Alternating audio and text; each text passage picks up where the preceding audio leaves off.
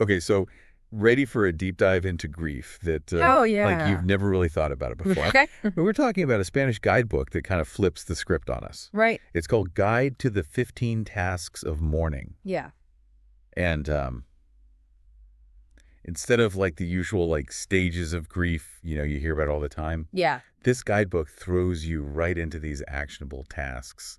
It's Huh. really interesting. Really interesting. Yeah, it's like a toolbox, for healing and growth. Absolutely. And some of these tools are like really Yeah. out there. Yeah. It's a frame perspective, that's for sure.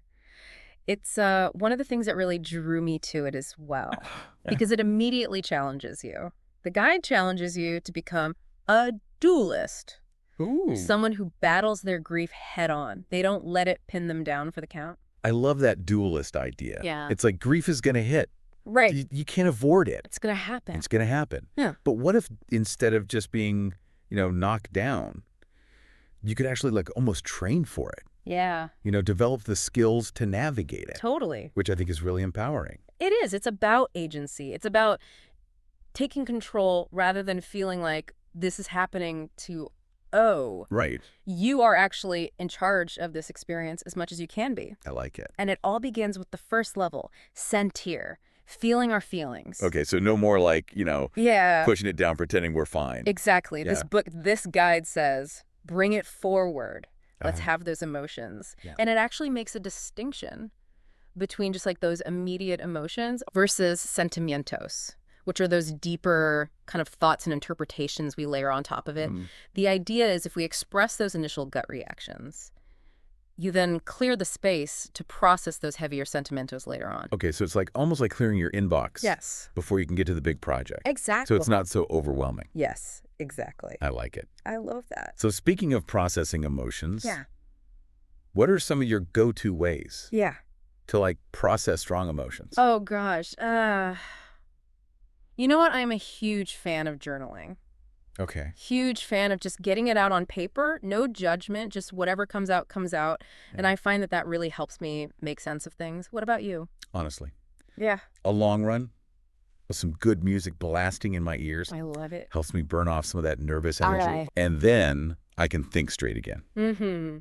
But this whole idea of, expressing those emotions Yeah. kind of leads us perfectly into the second level. It does. Like it's comprehending, understanding our grief. Yes. And this is where that word Yeah. that we hear so much, acceptance.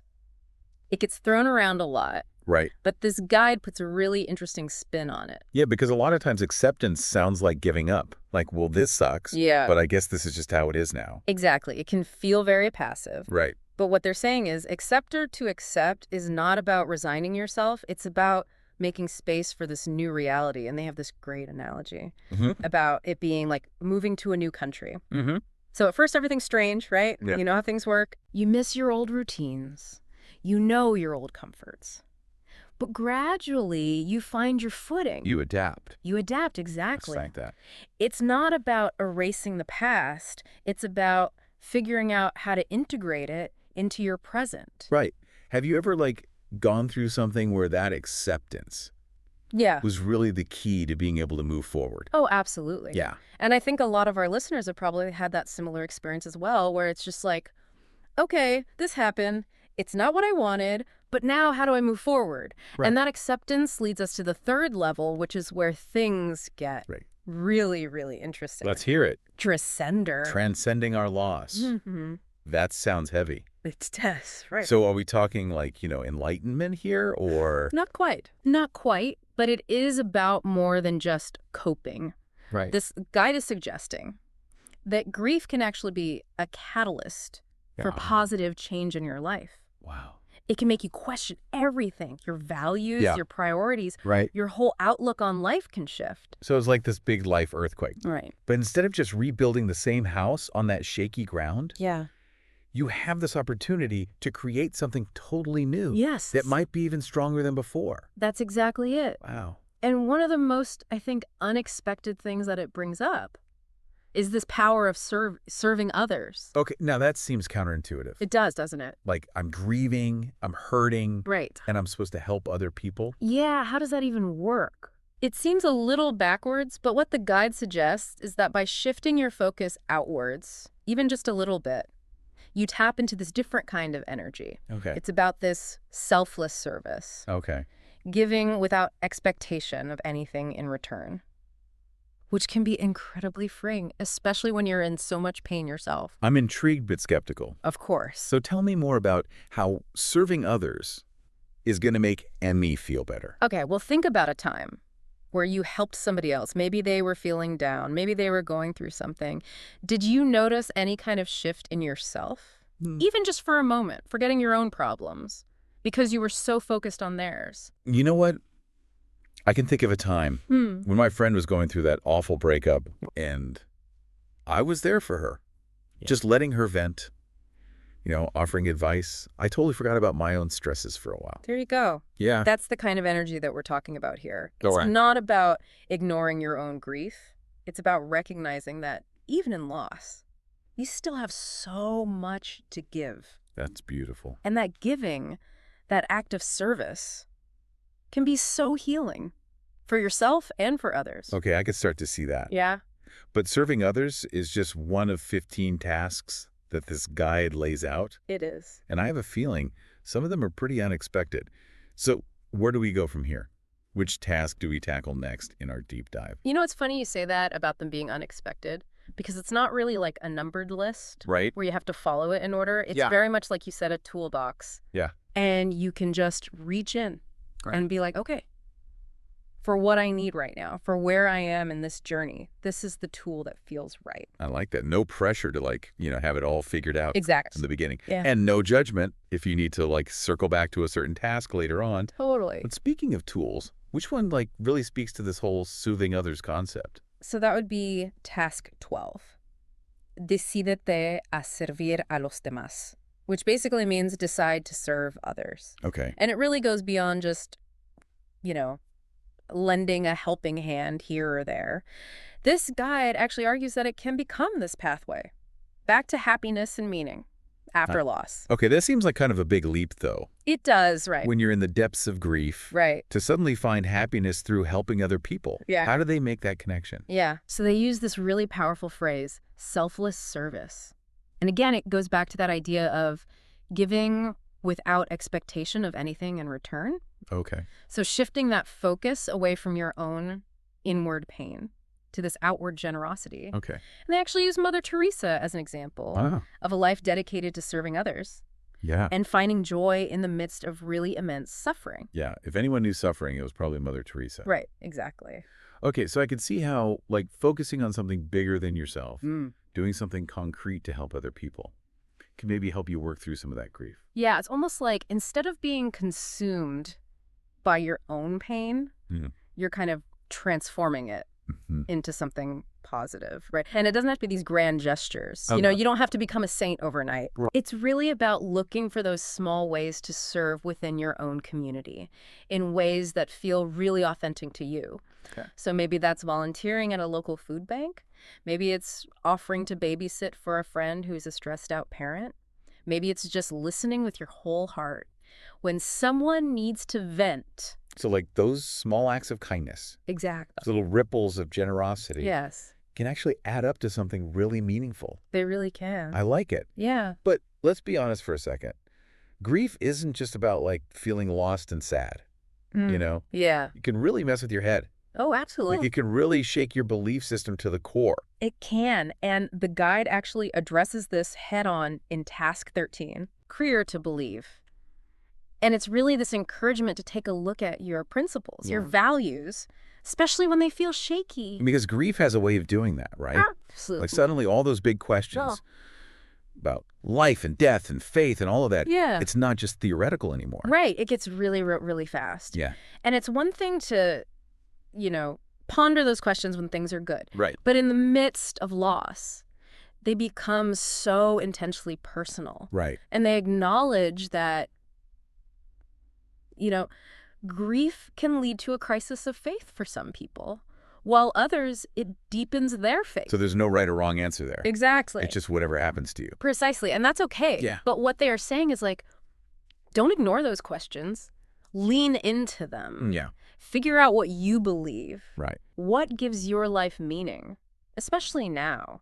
Yeah. And maybe that means holding on to your existing beliefs even tighter. Maybe it means questioning everything. Right. Maybe it means exploring new spiritual paths. It's like that whole foundation of your life Yeah. has been like rocked, Yeah. and now you have the opportunity to rebuild it. Yeah. Stronger and, truer to who you are now. Absolutely. It's about reclaiming your own narrative, Wow, like even so. in the face of loss. Mhm. But it's not all about our inner world, is it? Right. Grief also really impacts how we move through the world, Yeah, how we interact with others, for sure. even just like the mundane, everyday things. Like the ground has shifted beneath your feet, Yeah.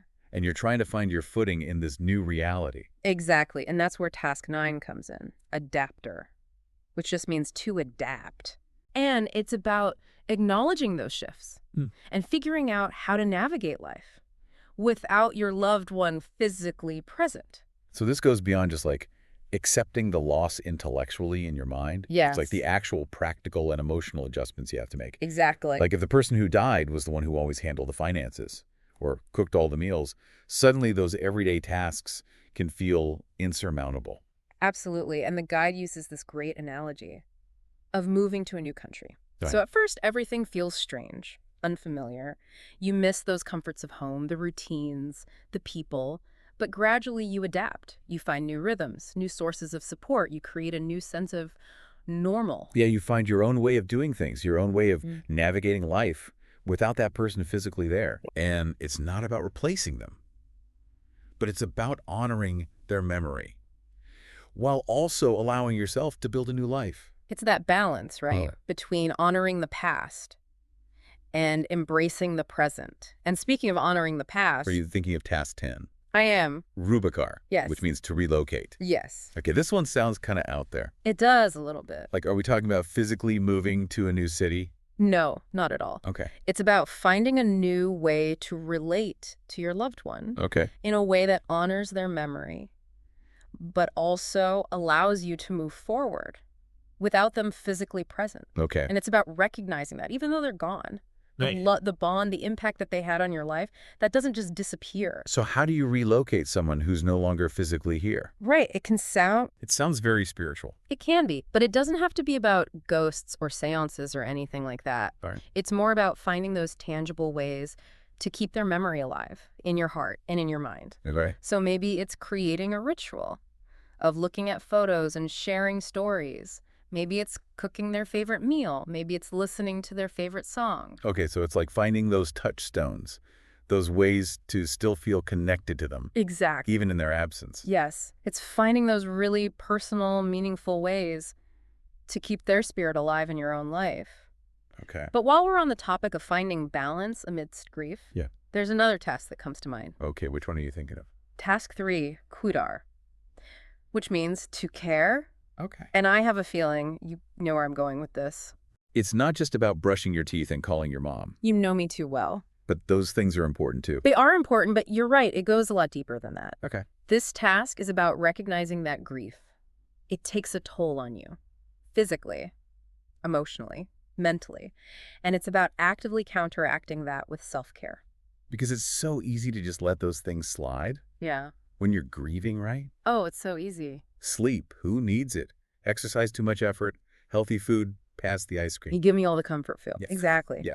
But this guide is really reminding us that taking care of our physical health is crucial for our emotional and mental well-being. Okay. Because it's about giving yourself the best possible chance to really navigate that emotional roller coaster of grief. Okay, so we're talking like healthy food, Yeah. enough sleep, moving your body. The basics.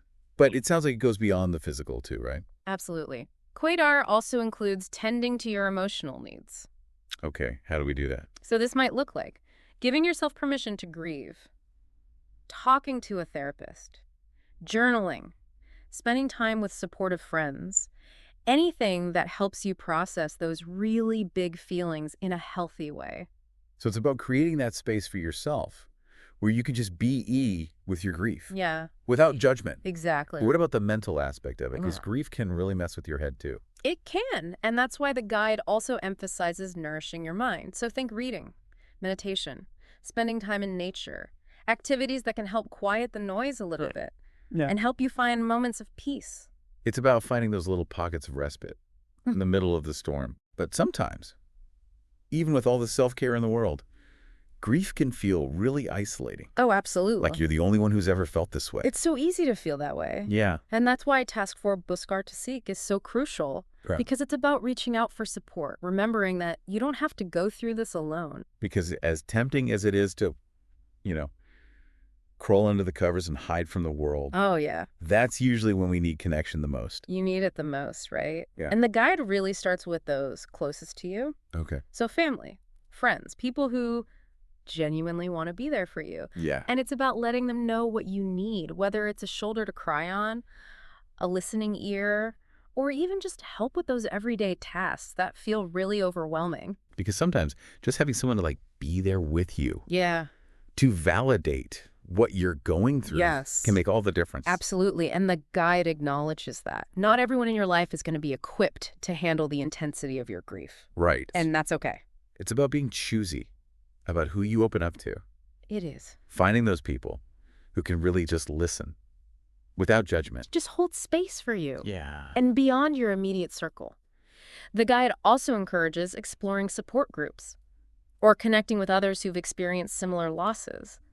Because there's something so powerful about being in a room with people who just get it. Absolutely. That feeling of I'm not alone in this. Yes. Which can be so powerful when you're grieving. Absolutely. But even with all the support in the world, sometimes those feelings, they just hit you. They do. Like a ton of bricks.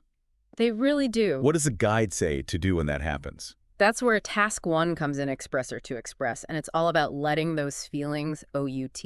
Okay. Instead of, trying to bottle them up inside. Yeah. Which we've all been there. Oh, absolutely. But the guide emphasizes that, suppressing those emotions, it can actually make the grieving process longer. Right. And harder. Yeah, you got to feel it to heal it, right? Exactly. It's like trying to hold a beach ball underwater. Oh, yeah. Eventually, it's going to pop up sideways. You probably take out somebody next to you in the process. Exactly. So how do we release those pent-up emotions in a healthy way then?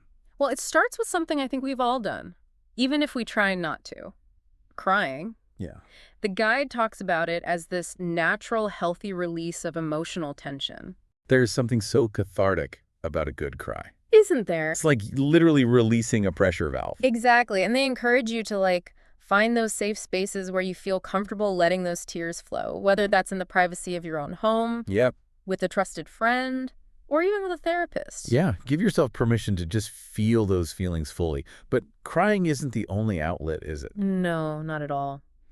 The guide also suggests exploring other forms of emotional expression, like writing, making art, listening to or playing music. Even physical activity can be a really great outlet. Yeah, finding those creative outlets, that can help you channel that grief into something tangible that you can release outwards instead of just letting it fester inside. Exactly. It's about finding those healthy expressions. I like it. And there's no right or wrong way to do it. The important thing is that you find what works for you, what helps you move through those emotions authentically. So if you need to blast angry music and dance it out, do it. If you need to paint your feelings on a canvas, go for it. If you need to scream into a pillow until you can breathe again, that's okay too. Exactly. Grief is not one size fits all. That's your own journey. We each have to find our own way through it. Yeah. And sometimes it's not just about expressing those big, raw emotions. It's also about dealing with that inner critic. Ooh, yes. That voice that can be so harsh, especially when we're feeling really vulnerable. Ugh, yeah, that inner voice can be brutal. The worst, right? Especially when you're grieving. It's so easy to get stuck in those thought patterns of I should be over this by now. Right. Or I'm not handling this well. Exactly. And the guide really emphasizes that the way we talk to ourselves has such a huge impact on our emotional well-being. Right. So if you are constantly berating yourself, it's just going to make that grieving process so much harder. It's like adding insult to injury. Exactly. So how do we change the script then? That's task 5, habilar, which means to speak. Okay. And it's not about talking to others this time. It's about learning to speak to yourself with more kindness and compassion. Because we all need that, especially when we're grieving. We really do. So how do we do that? Well, it starts with awareness. So the guide encourages you to really pay attention to your inner dialogue. Okay. And notice what are those negative thought patterns that are coming up, and then gently challenging them. So almost being a thought detective. Yeah. Catching those negative thoughts red-handed. Exactly. And once you've identified them, you can start to reframe them. So The guide suggests replacing those negative thoughts with more supportive affirmations. So instead of saying like, ugh, I should be over this by now, it's okay that I'm still hurting. Healing takes time. Exactly. It's about shifting from self-criticism to self-compassion, recognizing that you're doing the best that you can in a really difficult situation. Yeah, that's so important. But I imagine it takes like time and effort to really like rewire those deeply ingrained thought patterns. It really does. It's a practice, not a quick fix. Okay. And so the guide encourages you to be patient with yourself. Recognize that it's okay to slip up sometimes. The key is to just keep practicing. Keep choosing that kindness over criticism. Because we all deserve a little grace, right? We do. Especially during times of grief. Right. Absolutely. Speaking of challenging emotions, grief can also bring up a lot of like anger, guilt, resentment, all that like heavy stuff. Oh, yeah. How do we navigate those feelings? Well, that's where task 8 comes in, sanar, which means to heal. Okay. And it's really about addressing those deeper wounds, those kind of emotional scars that grief can leave behind. Because sometimes it's not just sadness that we're dealing with, right? Right. It's anger at the person who died, guilt over things left unsaid or undone, resentment that life feels so unfair. It's a lot. It is. It's messy and it's complicated. Yeah. And the guide acknowledges that. Healing those wounds is a really crucial part of the grieving process. Okay. And it starts with just identifying those wounds, acknowledging the pain that they're causing, and understanding where they're coming from. So if you're feeling angry, let yourself feel angry. If you're feeling guilty, let yourself feel guilty. Okay. But don't let those emotions control you. Right. Don't let them keep you stuck. It's about feeling them, but not letting them take over. Right. And once you've kind of identified those wounds, the guide encourages you to find healthy ways to process them. So again, therapy can be really helpful here. Journaling, creative expression, even just allowing yourself to feel those emotions fully without judgment. Yeah, it's giving yourself permission to work through those feelings. Right. Knowing that healing takes time. And it's not always linear. Exactly. And this guide also really emphasizes the importance of forgiveness. Okay. Both forgiving yourself for any perceived mistakes or shortcomings, and also forgiving others, including the person who died, for any hurt or pain that they may have caused. Forgiveness can be such a difficult concept, It can be really challenging. especially when you're grieving. Absolutely. But the guide makes it clear that forgiveness isn't about condoning hurtful actions. Right. It's about releasing the pain those actions caused. Yes, giving yourself permission to let go of that burden of resentment so you can move forward. And as you start to heal those wounds, the guide encourages you to start looking for ways to transform that pain into something positive. Love that. Yeah. It's like the idea that what doesn't kill you makes you stronger. Finding those hidden lessons, those unexpected insights that can come even from our most difficult experiences. Exactly, because even in loss, there can be growth. There can be transformation. Wow. And those lessons, those transformations can actually make you more compassionate, more understanding, more resilient. It's like finding that silver lining in the cloud, recognizing that even in the darkest of times, there's still potential for beauty and growth. There really is. Wow. Speaking of finding light in the darkness, what about when grief just makes you feel utterly alone? That feeling of isolation is so common in grief. And the guide addresses it head on with Task 7, Superar la Soledad, overcoming loneliness. Okay, because it's so easy to feel like you're the only one who's ever felt this way, like no one else could possibly understand. Absolutely. And the guide reminds us that while our experience of grief is unique, we're not alone in our pain. Right. There are other people who understand. And connecting with those people can be incredibly healing. So how do we bridge that gap? How do we overcome those feelings of isolation and reconnect with the world? Well, it starts by acknowledging those feelings of loneliness, giving yourself permission to feel sad, lonely, even abandoned. It's okay to not be okay. It's about honoring those feelings Yeah. without letting them consume you. Exactly. And once you've acknowledged those feelings, the guide encourages you to reach out, connect with others, whether it's through family and friends, support groups, or even just striking up conversations with new people. It's about rebuilding that support system, creating a new sense of community that can help you navigate this next chapter. Exactly. And as you start to rebuild those connections, the guide also really emphasizes the importance of self-compassion. Okay. So treating yourself with that same kindness and understanding that you would offer to a friend who's going through a tough time. Because we're often way harder on ourselves than we would ever be on someone else. Oh, absolutely. We judge ourselves so harshly. Yeah. So remembering to be kind to yourself, to be patient with your own healing process, that's huge. Yeah. And as you cultivate that self-compassion, the guide also encourages you to start looking for ways to find joy and meaning in your life again, even in the absence of your loved one. So rediscovering old hobbies, exploring new interests, connecting with your spiritual side, anything that just kind of sparks that sense of passion and purpose. Exactly. It's about remembering that life goes on. Yeah. And while it may look different now, it can still be filled with beauty, meaning, and connection. It's about finding those reasons to keep going, even when it feels hard. Exactly. And speaking of finding those reasons to keep going, that brings us to task 6, acceptor, which means to accept. This is the big one. This is a big one. Accepting that the loss is real, that our loved one is truly gone. That's got to be one of the hardest steps in this whole process. It really is. And the guide acknowledges that acceptance isn't a one-time event. It's a process. It's a journey that unfolds over time. So there are going to be good days and bad days.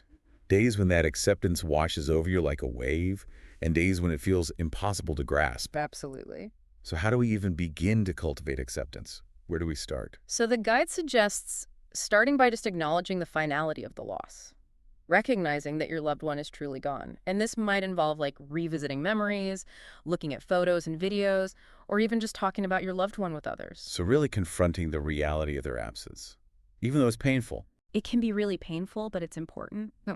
And the guide also really stresses that. Acceptance doesn't mean forgetting the person or minimizing the love that you shared. It's about finding a way to hold them in your heart, while also creating space for a new life without them physically present. It's about honoring their memory, Right? while also allowing yourself to move forward. Exactly. It's finding that balance again. Yeah. And as you start to accept the loss, the guide encourages you to look for ways to honor your loved one's memory, whether that's planting a tree in their honor, creating a scholarship fund, or simply continuing to share their story with others. So finding those tangible ways Yeah. to keep their spirit alive, to make their life meaningful even in their absence. Exactly. And as you honor their memory, the guide also encourages you to focus on gratitude. Yeah. So appreciating the time that you had together, cherishing those memories that you shared, and feeling thankful for the impact that they had on your life. It's about finding those glimmers of light Yeah. amidst the darkness. Yes. Recognizing that even in loss, there can be gratitude, there can be beauty. Absolutely. And that gratitude can be a really powerful force for healing because it helps you shift your perspective from a place of loss to a place of love. I love that. So we've talked about accepting the loss, honoring our loved one's memory, cultivating gratitude. But what about re-engaging with life, finding that motivation to move forward, even when it feels so incredibly hard? That is where task 14 comes in. Participate. And it's all about taking those first tentative steps back into the world, finding ways to connect, to find purpose, to rediscover joy. Because it is so easy to withdraw when you're grieving. Oh, it's so tempting. To just isolate yourself from the world. Yeah, but the guide reminds us that connection is actually essential for healing. Okay. And it encourages us to find ways to participate in life again, whether that's joining a support group, volunteering in our community, or even just re-engaging with hobbies and activities that we used to enjoy. Finding those things that spark our interest, bring us joy, remind us there's still beauty to be found in the world. Exactly, and they emphasize that. Participating in life isn't about forgetting our loved one. It's actually about honoring their memory by living a full and meaningful life ourselves, embracing new experiences, building new relationships, and continuing to grow as individuals. It's like finding a way to carry their love and their legacy with us as we move forward on our own unique journeys. Beautifully said. And that brings us to the final task. Task 15, agradecer, which means to be grateful. It seems counterintuitive, right? It does a little bit. To focus on gratitude when you're grieving. But I think you're picking up on a theme here. I am. There's this consistent thread throughout all 15 of these tasks. Yeah. Of finding that light in the darkness, choosing hope over despair. Exactly. So even in the midst of grief, Yeah. even when it feels like our world has been shattered, there's still room for gratitude. There is, and the guide really reminds us that even in the darkest of times, there are still things to be grateful for. The warmth of the sun on our skin, the laughter of a child, the kindness of a stranger. It's about training our minds to focus on those good things, no matter how small they may seem. Finding those little glimmers of hope that can sustain us through those really tough times. Exactly. And the guide even suggests keeping a gratitude journal, just writing down those things that you're grateful for each day as a way to actively shift your perspective, to remind yourself that even in the midst of loss, there is still beauty, there is still love, there is still so much to be thankful for. What a beautiful way to end our deep dive Isn't it? into the 15 tasks this morning. From feeling our feelings to embracing gratitude. It's quite a journey. These tasks offer like this roadmap Yeah. for navigating grief, not as something to be gotten over, but as this journey of healing, growth, and transformation. It's a process. Yes. And it reminds us that even in loss, there's still so much potential for growth, Yeah. for finding new meaning and purpose in our lives. As you continue on your own personal grief journey, please remember that you are not alone. You are not alone. There are resources, support systems, and people who care. Reach out, connect, and keep moving forward, one task at a time. You've got this. And as you reflect on these 15 tasks, we'll leave you with this final thought. Which task resonated most with you today? Which one will you focus on, whether in your own life or to support someone else?